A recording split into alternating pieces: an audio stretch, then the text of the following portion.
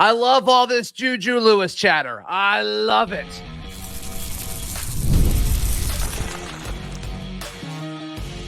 You are Locked On Auburn, your daily podcast on the Auburn Tigers. Part of the Locked On Podcast Network, your team every day. Yes, welcome on into Locked On Auburn, your daily Auburn Tigers podcast. I'm your host, Zac Blackerby, and thank you so much for making Locked On Auburn your first listen every single day. Happy Charlie Tuesday to all who celebrate. We're celebrating with Auburn message board legend, host of the Top Button podcast, the Charlie5. We'll talk about, who else is Auburn in on outside of Juju Lewis. On 3 had a really strange list about hot seats in the SEC that I can't wait to break down, get Charlie5's blind reaction to that. But the Juju Lewis chatter is back, and it's like after this weird week that Auburn had last week with rumor and then a decommitment, that did happen. We're back on track, and it seems like a lot of folks throughout Auburn recruiting, the sources within the program are getting more and more confident, it seems like, that Juju Lewis to Auburn is a thing. Yeah, and if there is an extended period of time where there's not a lot of news, and then somebody that's connected with the program, whether it be a recruit or a coach, puts out something cryptic, it's Juju. It's got to be Juju. Everybody goes nuts about it. Like while we're recording this, I think Alvin Henderson put out a very cryptic tweet, and it is absolutely blown. I'm getting my text messages are blowing up. Is it Juju? Is it Juju? I think I love it, man. I think it's little peek fun behind the curtain. Yeah. Before this, Alvin Henderson and I recorded a show. That'll be this afternoon's edition of Locked On Auburn. So be sure to come back this afternoon. Yeah. He tweets that and then hops on with me, and I'm like, can I ask about that? I don't know. So funny. You know what? My body is ready. Just hurt me. I'm ready to be absolutely. I'm all in. I'm ready to be hurt. I'm ready to just be devastated. No, but it seems like there's just smoke from so many different folks. You and I have folks within the different people that we talk to, and it's just it's coming from so many different angles. Now, is it actually going to happen? I mean, Juju Lewis and his father have a decision to make. No question about it. Yeah. But to act like USC and Colorado's offer is better than Auburn's, at this point, based on everything that I've heard, like, that is false. I think Hugh Freeze is going to do everything he possibly can to land this kid. And how many times has Hugh Freeze made somebody the number one priority and not gotten them? It's just very rare. It's just very rare. And you can probably count them on one hand. And another thing is, it's about that time. It really is. It's about that time where somebody's got to do something. Somebody's got to make a call. It's either going to have to be Juju making a call for Auburn or Auburn making a call that we got to move in a different direction, because you can't just keep going much longer. And if it's about that time and then the smoke, you start getting some cryptic tweets, people are automatically going to think it's Juju. But yeah, there is some confidence there. And this is one of the, if there was ever an opportunity that Auburn could land, the stars align for Auburn to land the number one quarterback in the class. This is the year. It just seems you got so many different things: proximity to home, the talent surrounding, the NIL situation, the teams in question. You feel like you may have a little bit of leg up on. You got USC kind of reeling with bad record last year. The defense struggles. They've made it clear they want to have a good defense on the other side of the ball from them. It's just, I don't know. It does seem like if there could ever be a good opportunity for Auburn to pull this off, this is the one. This is the one. Yeah, and I just want to be clear. Like it's almost become the default reaction throughout the fan base to say, "Oh no, stop it, stop it. This isn't. I can't this isn't see a thing. I just I can't see it. I'll believe it when it happens." And that's I want to throw myself. Totally feel that way. I want to throw myself through a window when someone says, I just can't see it. I just can't see it. What can't you see? What does that mean? What does that mean? This is what I mean. Go ahead. Doesn't this feel different though? Like, doesn't it feel different? And I know a lot of you guys that listen to the show all the time are like, Zach, where were you last week? Like, you were down in the dumps last week. And it's like, well, I've come around. Well, I realized it was June. It's July now. And I think this coaching staff is going to use this month. It's a new day. It's a new month. SEC Media Days are coming up. Football's next month. It's going to be great. But I mean, all the vibes, all the energy do seem to be, okay, I think Auburn is kind of readying this attack on the recruiting trail for when the dead period ends. They're ready to go. It really feels like they're rallying the troops and getting things ready to go. Well, look, if you get Juju, you feel like that will open the door to sway several more, especially offensive prospects. There's even some defensive guys that have said they want to come jump in if Juju's in. But that's why you can kind of turn your attention away from a couple of guys. Like, maybe a Carday Smith doesn't hurt you as bad. Losing a Tyler Lockhart, you're not 1,000% devastated, because if you get Juju, if you get him, there are exponential gains outside of just him to sort of reap from that. So if you're putting all your eggs in that basket, you better get him. And hopefully those vibes are correct and we're not leaving, stuck with our, head in our hands, all sad, even though I'm prepared to be sad. It's so exciting right now. I'm not prepared to be sad. So if it does happen, I'm going to be wrecked. But it's like Garth Brooks said, it's all about the dance, baby. We'll always have the dance. Oh, we're dancing right now. There's no question about it. So, what's the timeline? That's the big question. And you got to feel like there is some urgency. I've said before, high school football starts. Yeah. So we're running out of time. Once August rolls around, Juju's going to be trying to win a state championship, for his respective school. Same with all these kids, right? So to me, there's a little bit of urgency. Is it Big Cat Weekend? Does it happen after? I don't know. Let's say if it is Juju, let's say if it is Auburn for Juju, then it can't be much longer than a couple of weeks, because you got to start letting people know we're going to be at Big Cat Weekend and we're going to blow the roof off that thing. And I want you there with me.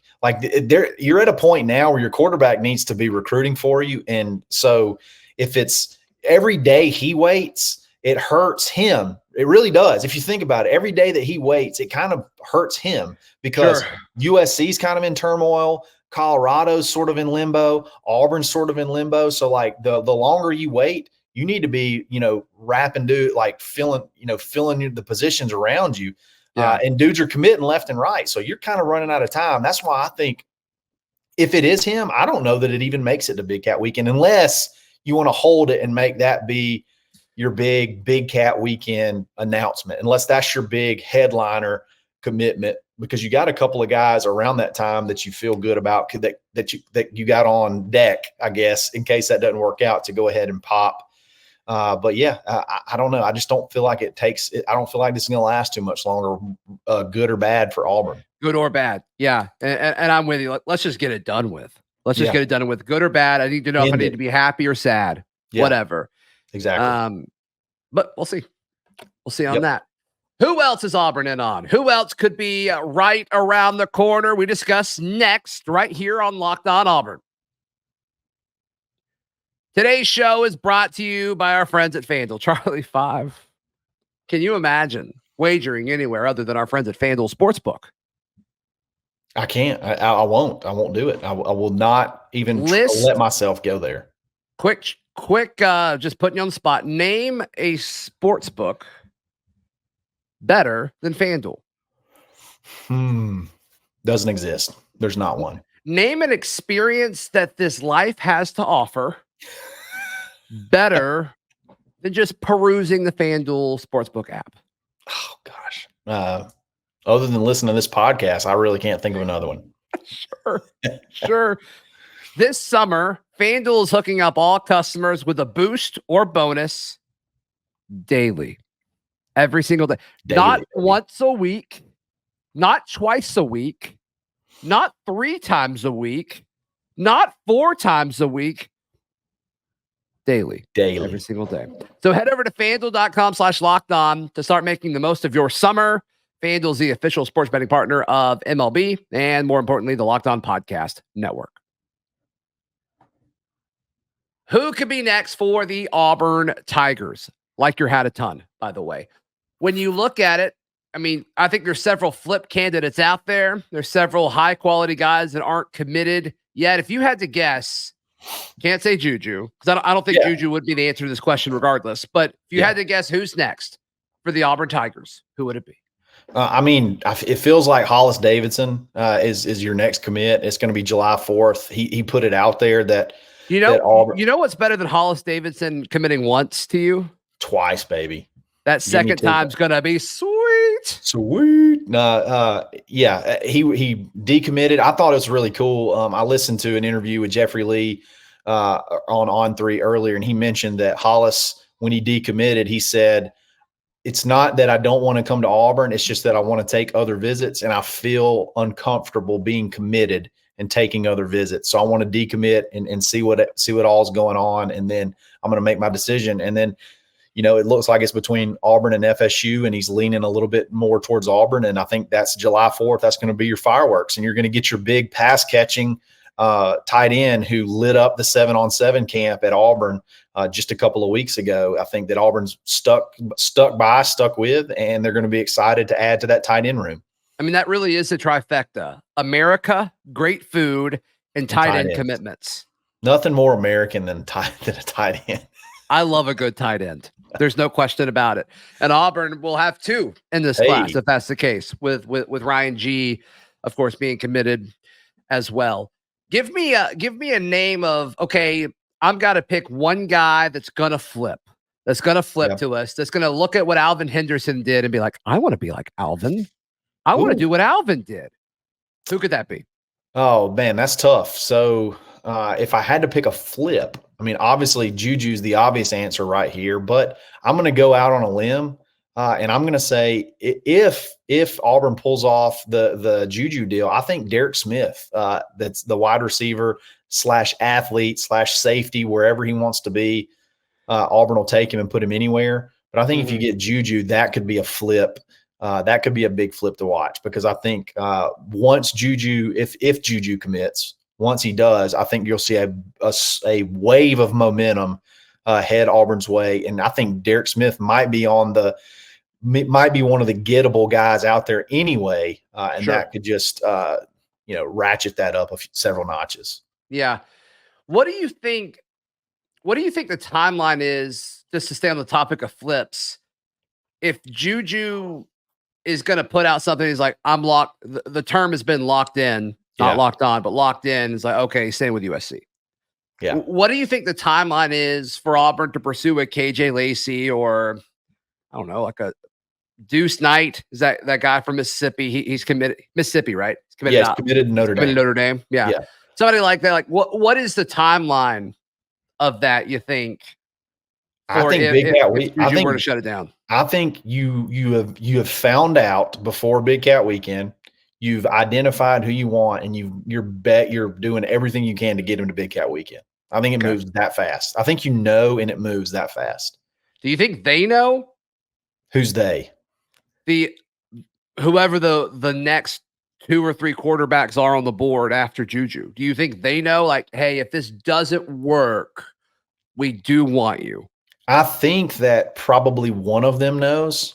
The one that you've been on the longest, which is, KJ Lacey, the one you've been in contact with the longest. But I'm not 1,000% sold that he may be the automatic number one go-to guy right after Juju. So really, yeah, I'm not as nearly as sold on that as I was probably 3 weeks ago. So give us a list of 3 or 4 guys that it could be. You named one. Deuce Knight is one. I think if you're on 3 at all, Alan Head put out some names. There's Ty Lawson, who I believe his name's Ty Lawson, who's a commit to TCU, another kid that they've talked to. And then there's a kid from Hawaii who I will not try to pronounce his name. Sure. Big left-handed kid who was in the Elite 11. He's sort of like an up-and-comer. I think those are some guys that are on the list. And, I mean, maybe all of them could possibly be ahead of KJ before this thing's all said and done, if Juju is not the guy. But right now, I think it would be if you had to move now, if you had to move immediately, like tomorrow, I think it would be KJ Lacey. But if you got time to get an answer, rework your board before Big Cat Weekend, you got time to sort of send out feelers, send out invites, and get dudes to come. I think that board could shake up a little bit. Sure. So, I mean, obviously we cover Auburn very closely, and because of that, we've got a pretty good grasp of the state of the SEC, the layout of the SEC. But man, On3 put out a story yesterday about the pressure rankings and the hot seat rankings and all of that. And I just kind of want to jump into that if you don't mind. Let's jump in. That's coming up right here on Locked On Auburn.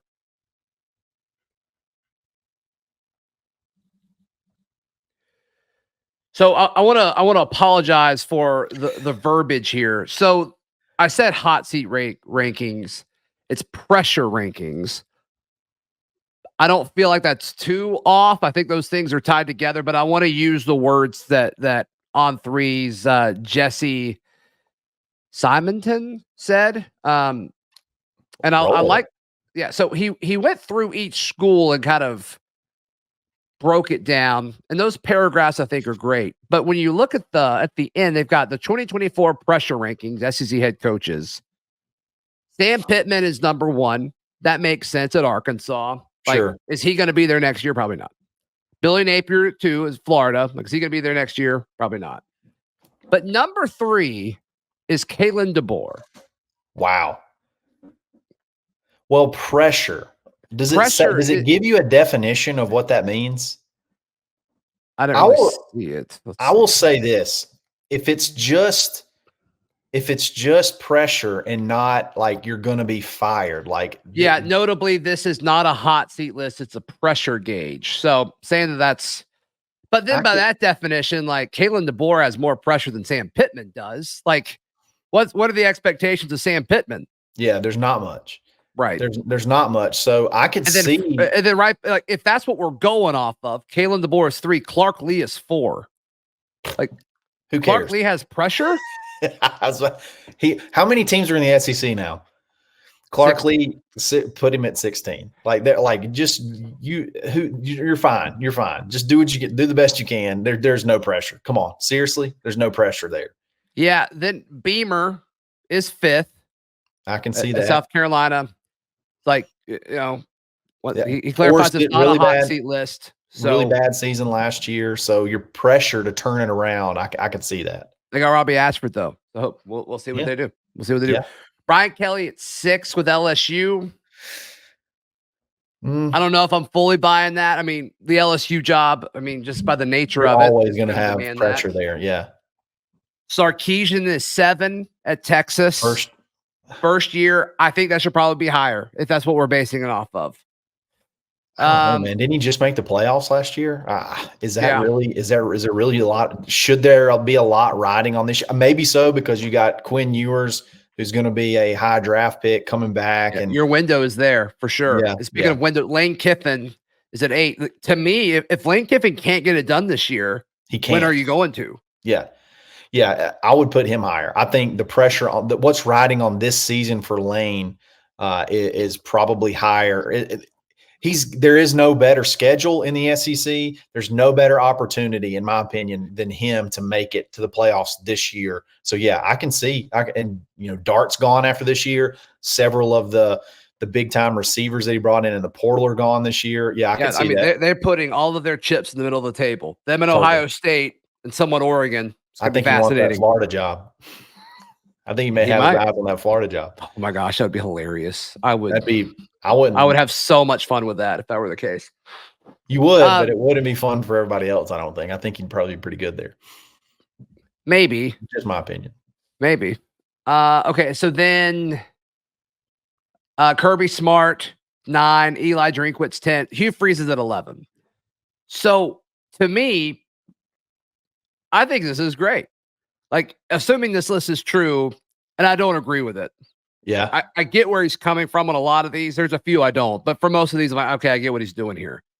But Hugh Freeze, one of the lower pressured situations in the SEC. Is that good? Assuming this is true. It depends on what you mean by good, I guess. Is it good that we don't have high expectations? It depends on who you ask. I personally think there probably is more pressure than there should be, because not should be there. I think there's a lot of pressure on this year because of how last year went, and you're selling a vision on offense.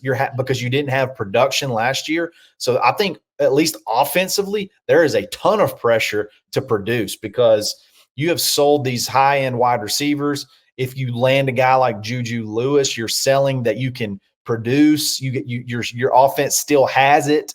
I personally think offensively, there maybe not so much wins and losses, but at least offensively, there's a lot of pressure on this year. No, maybe not from Auburn fans and Auburn boosters and things like that, but just for his tenure, for the remaining time that he's at Auburn, like you dig yourself if you stink it up again this year on offense, like you may dig yourself in a big hole that's even, as good of a recruiter. I wonder though, because I don't think it changes what your pitch is though. I mean, because the pitch that he's given to these kids right now is vision of the future, like you said, and I need more guys like you.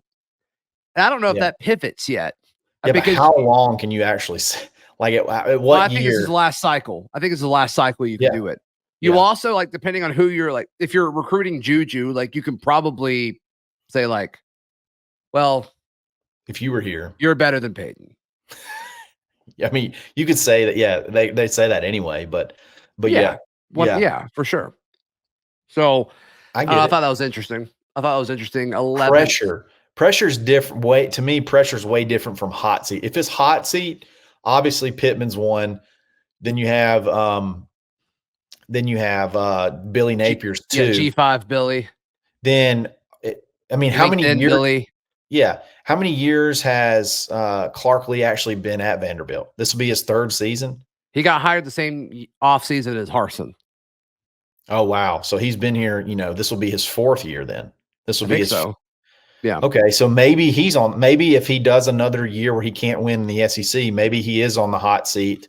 So because there was an article that ranked like the new coaches in the SEC, and they ranked Clark Lee above Harsin, and I just went off on it, and they were right. They were right. Longer. Who saw that coming? Who's after that though? Is 12 is Mark Stoops with Kentucky. I would say I could see Mark Stoops. I would put Mark Stoops maybe even on. I mean, hasn't the last couple of years been sort of lower? Who cares? Yeah, I guess you're right. They're more excited about their basketball coach now. That's true. 13 is Josh Heupel, which I get. Yeah, they like him, and I don't think they're really expecting him to win a championship, so that should be pretty low. Brent Venables at 14. I think Oklahoma is going to get waxed this year, so that's good. He just got an extension. We'll see. 15 is Jeff Lebby, new hire at Mississippi State, and then Mike Elko at 16. So Mike Elko has no pressure because they got $75 million right out the door to get rid of Jimbo. They can't afford another buyout right now. No, he's got at least 3-4 years before they're even going to talk to him. That's so. Right. And so it's he's safe for a while. Yeah. I'm gonna be honest. DeBoer, if you look at if it's just sheer pressure and it's not hot seat, I would not be shocked. Yeah. I would not. I think there's an argument to have him. I misread the article. So I think there may be an argument that you have DeBoer at 1, because if they lose to Wisconsin right out the gate, like you're talking about the sky has just fallen and it's the end of the world over there in Tuscaloosa if that were to happen the first week. They play Wisconsin game 1, correct? It's not game 1, I don't think. It's early. It's the first test they have. If you lose to Wisconsin early, I could see that game being you couldn't fit a Looks like it's their third game. Western Kentucky, South Florida, Wisconsin, bye week, Georgia. Yeah. So there'll be a lot of pressure on that game. I could see an argument for having him number 1. Mm-hmm. Yeah. Pressure packed, not hot seat. He's good for 3 years, but pressure packed as in like you could, you're recruiting kind of hot right now. If you lose to Wisconsin, you kind of prove a lot of people that may have doubts, but you never, it could. Oh, and the pitfalls are there. I'm not buying the Wisconsin stuff that other people are, but Georgia, obviously it's at home, but then, they go to Tennessee, lost last time they played there. They go to LSU, lost last time they played there. They play Ole Miss. somewhere. Am I just not seeing it? I thought Ole Miss, the only 2 games they had to play was on the road at Alabama and at Georgia. Yeah, there's a chance this is wrong. Then at Oklahoma, then obviously, Auburn in the Iron Bowl. I'm with you. Why is Ole Miss not on here? I thought they played Ole Miss too. I don't think they do. I don't think they do play Ole Miss. So Ole Miss only plays Georgia? Yeah, I think Ole Miss goes to LSU. I think that's the other tough one. Okay. But I'm not buying LSU this year, man. Like, I think they're ignoring the whole, everything that their Heisman winner did a year ago. I think they're kind of ignoring all of that. So I don't even know who their quarterback is coming up. I don't even know who the guy stepping in behind Jaden is, who it is. Yeah, it's not gonna be as good as Jane Daniels. Promise you that. No, heck no. Promise you that. Sure, you're surely that is totally right. I could have sworn their 2 tough games were Alabama and Georgia, but I guess I'm wrong. They play. Ole Miss has Georgia an incredibly easy schedule. Holy cow, their schedule's easy. Yeah, pressure's on. You said it earlier in the show. Yeah, it is all on Lane. But move Lane up the list. Yeah, Lane's 1. Yeah. Lane's number 1. There we go. All right, how can people check out everything you've got going on? Absolutely. You can find me on Twitter, _Charlie_5, or every single day on the Top Button Podcast, getting after it. Whoo! Woo, woo. Be sure to check out the second edition of Locked on Auburn later today. Little happy hour action. You're an animal. You're an absolute Alvin Henderson joins the show, and it's good stuff. That's good stuff. Like the video, subscribe. We'll see you later. This has been Locked on Auburn.